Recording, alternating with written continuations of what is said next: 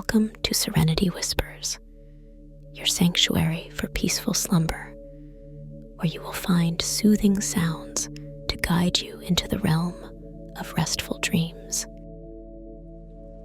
As usual, before we embark on our journey through storytelling, I invite you to take a moment to create a serene and tranquil space for yourself. Find a comfortable spot where you can truly relax. A cherished armchair, a soft blanket cocoon, or even a cozy corner bathed in soft, calming light. As we immerse ourselves in the upcoming story, I encourage you to disconnect from the hustle and bustle of the outside world. Gently set aside any distractions, whether they be buzzing devices or lingering thoughts. Consider making a cup of your favorite soothing tea, or closing your eyes for a few deep, grounding breaths. In the minutes that follow, we'll venture into the realms of imagination and wonder, and it's important that you are fully present to experience the magic unfolding before you. Allow yourself to become part of the story, to feel the emotions it evokes, and to journey alongside our characters. Now, with your senses finely attuned and your heart open to the unfolding adventure, let us begin. Within the boundaries of a normal city, where the rhythm of everyday life resonated through the busy streets and peaceful parks, the story of a curious yet humble young girl named Alice unfolded, revealing a saga of imagination and adventure that would transcend the limits of the ordinary. Inspired by the stories of her grandfather and driven by a thirst for knowledge at the local library, Alice's exploration of the world around her stood as a testament to the enduring wonder that illuminated even the most mundane aspects of her life. Join us on a journey into the depths of Alice's fantastical quest, where a simple chase after a white rabbit would lead her to a stunning discovery, hidden in the depths of an ancient oak tree. Amidst the captivating secrets of her past and the thrilling challenges of her present, Alice's courage and creativity were put to the ultimate test, setting the stage for an extraordinary tale of discovery and transformation that would astonish the world. Through the dazzling wonders of Wonderland and the echoes of a mysterious prophecy, Alice's journey would unfold, unveiling a story of unwavering perseverance and the timeless power of curiosity amidst the marvels of magic. Prepare yourself for an immersive narrative that will transport you into the heart of an unforgettable saga, where the mysteries of nature are revealed by the brilliant light of a hero's unwavering spirit. Once upon a time, in a land filled with wonder and magic, there was a young girl named Alice. She lived in a quaint little village on the edge of a vast forest, where the trees whispered secrets and the flowers sang melodies. Alice was known for her insatiable curiosity and her love for adventure. One sunny afternoon, as Alice was wandering through the meadow, she spotted a peculiar white rabbit wearing a waistcoat and carrying a pocket watch. Intrigued, she followed the rabbit as it hurriedly hopped into a large hole beneath an ancient oak tree. Without hesitation, Alice leaped into the hole after the rabbit, tumbling down into a world unlike any she had ever seen. Alice found herself in Wonderland, a place where the impossible was possible, and the ordinary was extraordinary. She encountered talking animals, mischievous creatures, and even a grinning Cheshire cat that could disappear at will. As she journeyed through this fantastical land, Alice met the Mad Hatter, who hosted the most peculiar tea parties, and the Queen of Hearts, whose temper was as fiery as her love for croquet. Throughout her adventures in Wonderland, Alice faced many challenges and puzzles. She grew to great heights and shrank to the size of a mouse. She navigated through a forest of towering mushrooms and swam in a pool of her own tears. Each encounter taught Alice valuable lessons about courage, friendship, and the power of imagination. One of the most memorable moments for Alice was when she stumbled upon a garden of beautiful flowers. The flowers were not ordinary, however. They had faces and voices, and they could sing and talk. Alice was amazed by this sight, and she decided to join them in their conversation. "Hello, flowers," Alice said politely. "You have such lovely voices. What are you singing about?" The flowers looked at Alice with curiosity and disdain. They did not like strangers in their garden, especially ones that looked so different from them. "We are singing about ourselves, of course," said a rose. "We are the most splendid flowers in all of Wonderland. We have the most exquisite petals, the most fragrant scent, and the most elegant stems. We are the pride of the Queen of Hearts, who loves us dearly." "That's nice," Alice said. "But don't you ever get bored of singing about yourselves? Don't you want to learn about other things?" The flowers gasped in horror. They thought Alice was very rude and ignorant. "Learn about other things?" said a daisy. "What other things are there to learn about? We know everything there is to know. We are the wisest and most knowledgeable creatures in all of Wonderland." Alice was not convinced. She thought the flowers were very vain and narrow-minded. "What about the other animals and plants in Wonderland?" Alice asked. "Don't you want to know more about them? Don't you want to make friends with them?" The flowers scoffed at Alice's suggestion. They thought the other animals and plants were beneath them, unworthy of their attention.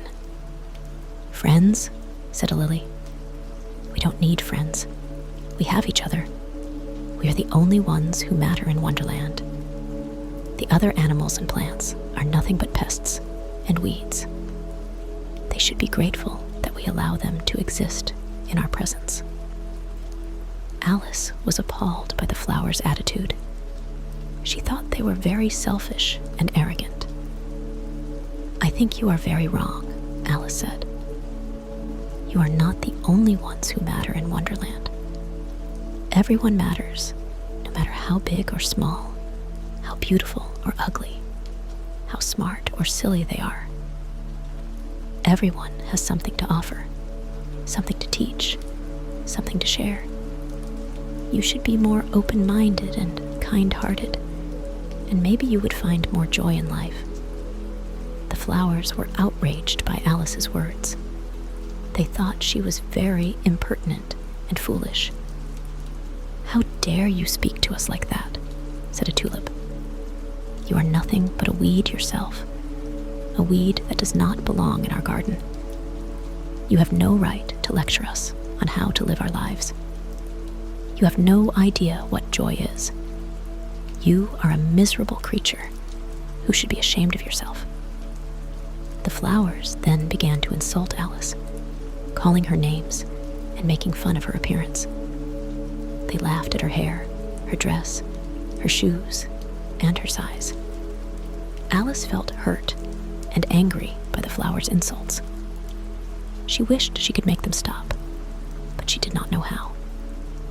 She looked around for help, but she saw no one else in the garden. She felt alone and helpless. Just as Alice was about to cry, she heard a familiar voice behind her. "Hello, Alice. What are you doing here?" Alice turned around and saw the Cheshire Cat sitting on a branch and smiling at her. "Oh, Cheshire Cat, I'm so glad to see you," Alice said. "These flowers are being very mean to me. They calling me names and making fun of me. They say I don't belong in their garden." The Cheshire Cat looked at the flowers and shook his head. "They are very rude indeed," he said. "They think they are better than everyone else, but they are really very silly. They don't know anything about the world outside their garden. They don't know how to have fun or make friends. They are very lonely and unhappy, but they don't realize it." "Then why do they act like that?" Alice asked. "Because they are afraid," the Cheshire Cat said. "They are afraid of change, of difference, of anything that challenges their narrow view of reality. They are afraid of losing their status, their beauty, their power. They are afraid of the Queen of Hearts, who can take away everything they have with a single word." "The Queen of Hearts?" Alice repeated. "Who is she?" The Cheshire Cat grinned wider. "She is the ruler of Wonderland," he said. "She is the most powerful and feared creature in all of this land. She lives in a castle surrounded by a maze of hedges, guarded by an army of playing cards. She loves to play croquet with flamingos and hedgehogs, but she hates to lose. She has a terrible temper, and she often orders people to be beheaded for the slightest offense." Alice gasped. "That sounds awful," she said. "Has anyone ever tried to stop her?" The Cheshire Cat nodded.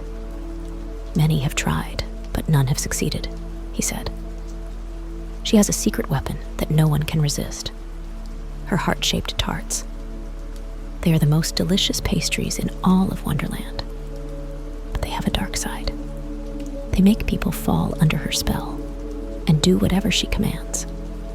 She uses them to bribe, to blackmail, to manipulate anyone who crosses her path." Alice shuddered.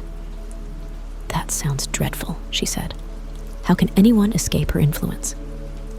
The Cheshire Cat shrugged. "There is only one way," he said. "You have to find the key to her heart." Alice was puzzled. "The key to her heart?" she asked. "What do you mean?" The Cheshire Cat winked at her. "That is a mystery you have to solve for yourself," he said. "But I'll give you a hint. It's not what you think it is." Alice was intrigued. "What is it then?" she asked. The Cheshire Cat smiled mysteriously. "That's for me to know, and for you to find out," he said. "But I'll tell you this. It's hidden somewhere in Wonderland, and it's guarded by a creature that only you can see." Alice was confused. "A creature that only I can see?" she asked. "What kind of creature is that?" The Cheshire Cat chuckled. "That's another mystery you have to solve for yourself," he said. "But I'll give you another hint. It's not what you see, but what you feel." Alice was perplexed. "What do you mean?" she asked. The Cheshire Cat faded away, leaving only his grin behind. "You'll see what I mean when you meet him," he said. "Or rather, when he meets you." Alice was baffled. "Who is he?" she asked. But the Cheshire Cat was gone. Alice was left alone in the garden, wondering what the Cheshire Cat meant by his cryptic words. She decided to explore Wonderland further, hoping to find the key to the Queen's heart and the creature that only she could see. She walked along a winding path, admiring the scenery and the sounds of Wonderland. She saw colorful birds, playful butterflies, and exotic fruits. She heard laughter, music, and riddles. She smelled roses, honey, and spices. She felt wonder, joy, and curiosity. She came across a signpost that pointed in different directions. The signs read, "To the castle, to the tea party, to the caterpillar, to the walrus and the carpenter, to the mock turtle, and to nowhere." Alice was not sure which way to go. She thought about the Cheshire Cat's hints and tried to figure out where they would lead her. She thought that maybe the key to the queen's heart was in her castle, but she was afraid of meeting the queen and her guards. She thought that maybe the creature that only she could see was at the tea party, but she remembered how mad the hatter and the hare were. She thought that maybe the caterpillar, the walrus, and the carpenter, or the mock turtle could help her, but she did not know what they were or where they lived. She decided to follow the sign that said, "To nowhere." She thought that maybe there she would find something unexpected and surprising. She walked along the path that led to nowhere, wondering what she would find. She soon reached a dead end. The path ended abruptly at a wall of thorns. There was nothing beyond it but darkness. Alice was disappointed. She thought she had wasted her time. She turned around to go back, but she saw something that made her stop. There was a door in the wall of thorns. It was small and wooden, with a brass knob and a keyhole. It looked very old and dusty.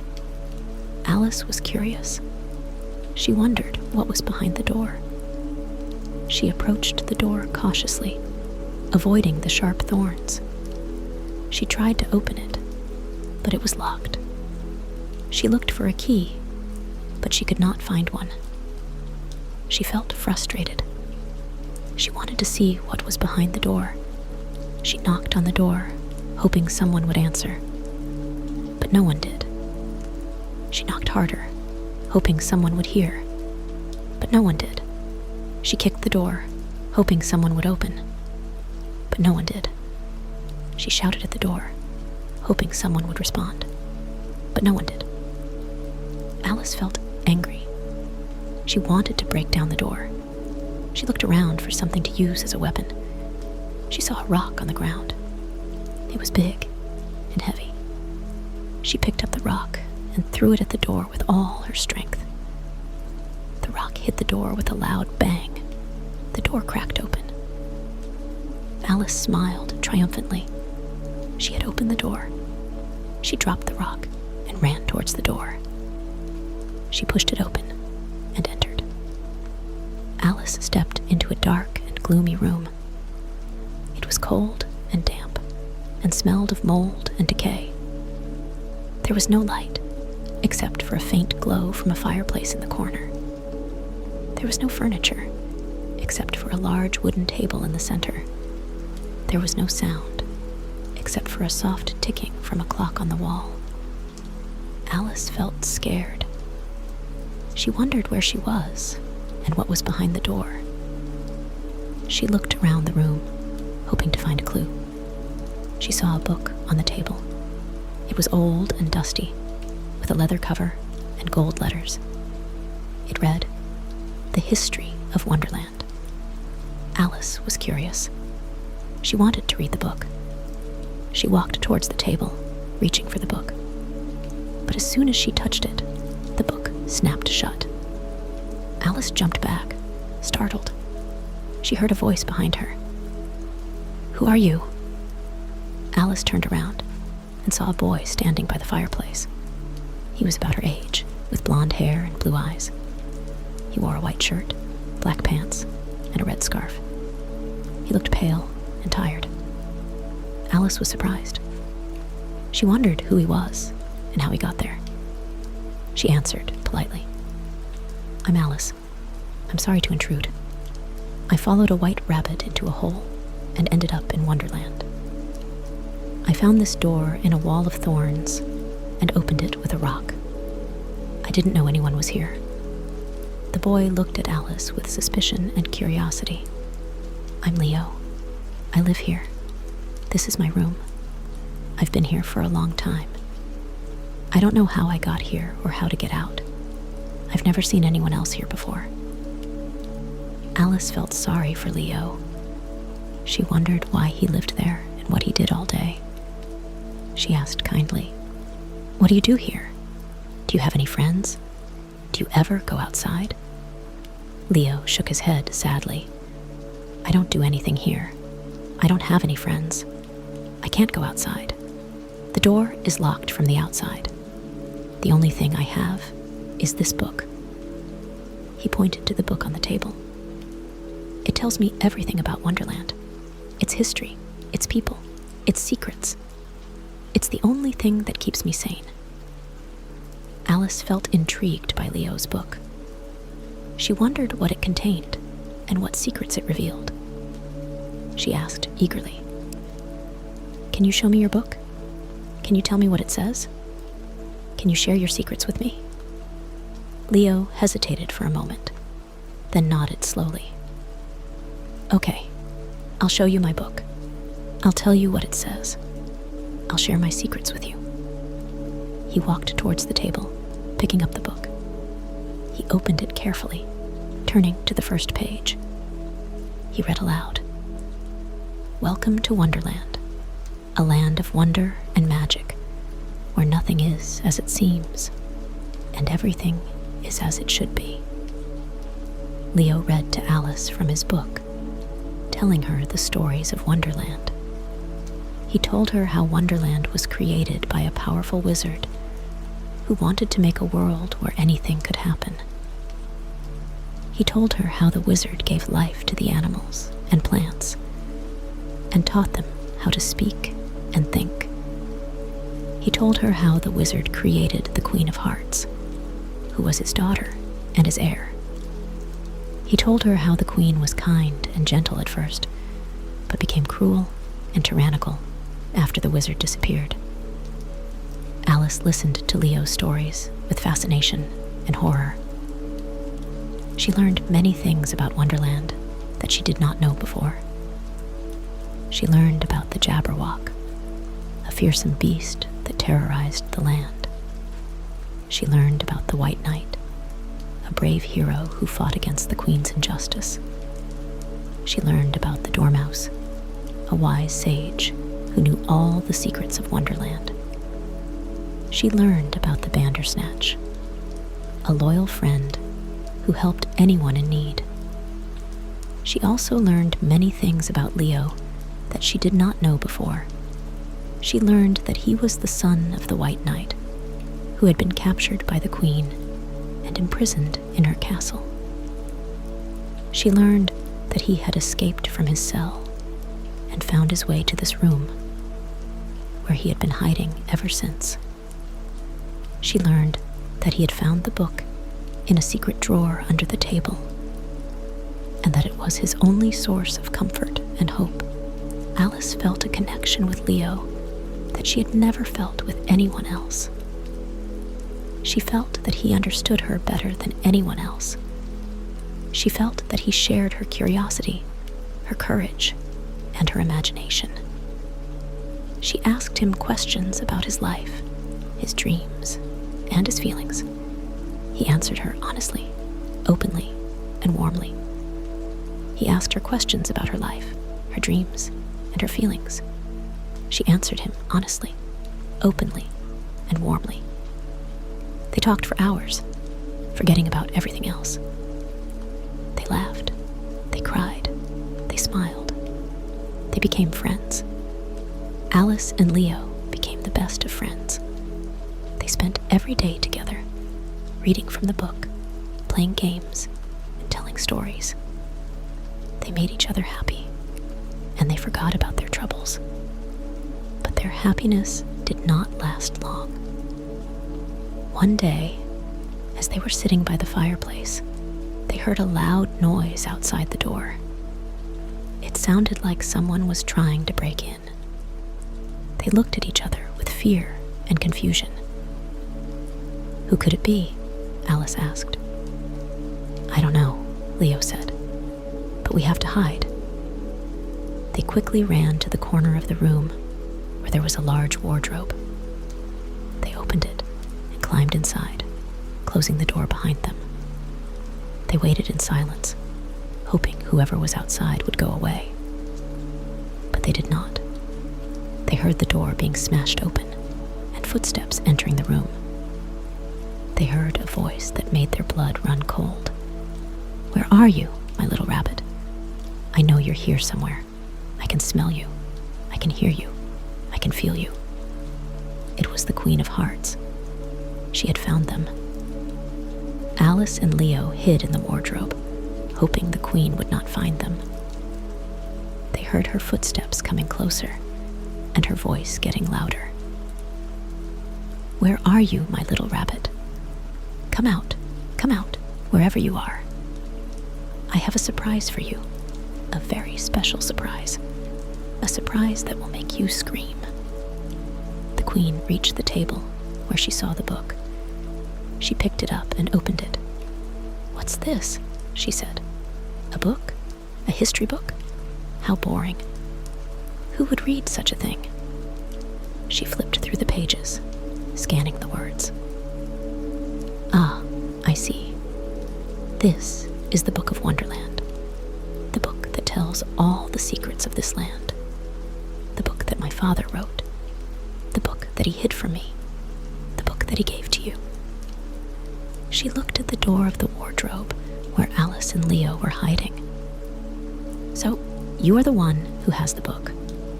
You are the one who knows everything. You are the one who can challenge me. You are the one who can stop me." She smiled wickedly. Well. This is very interesting. This is very exciting. This is very fun." She closed the book and threw it on the floor. "I don't need this book. I don't need to know anything. I don't need to learn anything. I don't need to change anything. I have everything I want. I have everything I need. I have everything under my control." She walked towards the wardrobe, holding a large axe in her hand. "And now, I'm going to have you." She raised the axe and swung it at the door. The door splintered and cracked. Alice and Leo screamed. Alice and Leo were trapped in the wardrobe with no way out. They saw the Queen's axe breaking through the door, inch by inch. They knew they had only seconds left to live. They hugged each other tightly, feeling each other's heartbeat. They looked into each other's eyes, seeing each other's soul. They whispered to each other softly, saying each other's name. They kissed each other gently, tasting each other's love. They said goodbye. But then, something unexpected happened. Something miraculous happened. Something wonderful happened. The book on the floor began to glow. The pages began to turn. The words began to speak. The book spoke to Alice and Leo in a voice that was familiar and comforting. It was the voice of the wizard, the creator of Wonderland. He said, "Hello, my children. I'm sorry I'm late. I've been watching you from afar. I've been waiting for you to find each other. I've been waiting for you to find me." Alice and Leo were stunned. They did not understand what was going on. They asked, "Who are you? How do you know us? What do you want from us?" The wizard said, "I am your father. I am the father of Wonderland. I am the father of the Queen of Hearts. I am the father of all." Alice and Leo were shocked. They did not believe what they heard. They said, "That's impossible. That's ridiculous. That's absurd." The wizard said, "It's true. It's real. It's magic." He explained, "I created Wonderland as a gift for my daughter, the Queen of Hearts. I wanted to give her a world where she could be happy and free. But something went wrong. She became corrupted by power and greed. She turned Wonderland into a nightmare. She turned against me and locked me away in this book." He continued, "I tried to escape, but I couldn't. I tried to stop her, but I couldn't. I tried to reach her, but I couldn't, until you came along, until you found this book, until you opened this book, until you read this book." He said, "You are the key to her heart. You are the key to my heart. You are the key to Wonderland's heart. You have the power to change everything. You have the power to save everyone. You have the power to end this madness. Alice and Leo were amazed. They did not know what to do. They asked, "How can we do that? How can we stop her? How can we save everyone?" The wizard said, "You have to use your imagination.